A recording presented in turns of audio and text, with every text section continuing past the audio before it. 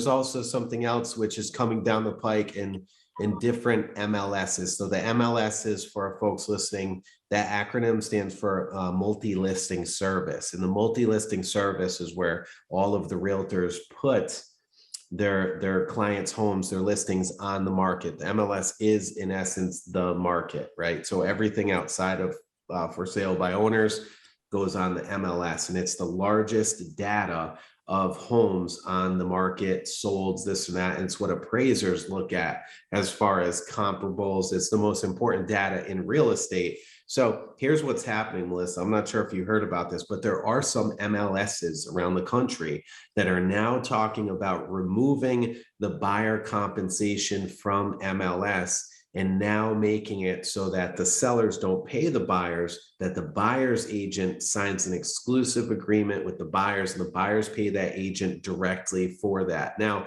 whether or not that is something that takes off, I think if anything, it might complicate things a little bit. I do, but this goes back to the antitrust, quote unquote, antitrust suit they tried suing realtors for several years back. And I don't think it really went anywhere. There are still some MLSs which are taking that stance and saying now buyers agents, if they want to get compensated, they have to sign an exclusive. So what's happening in those markets is that's exactly what's happening. And buyers now are paying, a larger percentage right now, and they're paying for it anyways, because, and I don't want to go on a tangent on this, but when the sellers are marketing a property on the market, the commission is part of that purchase price that the buyer is paying for. Right. Yeah. I mean, it's effectively built in. I know we've seen, historical data that the property will sell for more money with the agent's involvement. And so it is sort of built into the price point to your point. And I think these are some of the things that we're seeing in other jurisdictions that I just, kind of mentioned as well. Buyers are paying some or all of the commission. Now you may have situations where sellers and listing agents aren't offering any commission or compensation to the buyer's agent, which frankly is just not fair.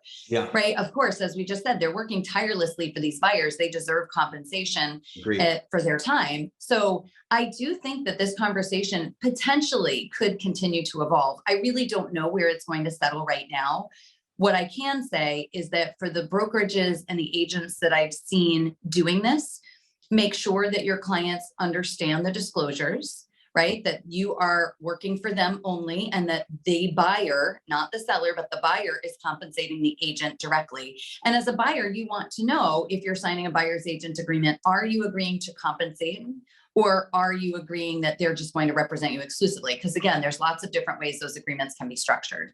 Yeah, absolutely. And it's not always as simple as, look, you have an exclusive agreement or you don't, the agent's not going to get compensated, because here's what happens, right? Is buyers and agents, okay, are literally, and correct me if I'm wrong, kind of holding themselves open to liability. Let's just say if there is no agreement signed, okay? If there's no agreement signed, and an agent is procuring cause on a property, meaning they found the property, they sent it to the buyer now went in, is now working with that listing agent directly, that buyer's agent is still technically due that compensation because they are, quote unquote, procuring cause, which now offers into a little bit of a muckiness of the potential transaction.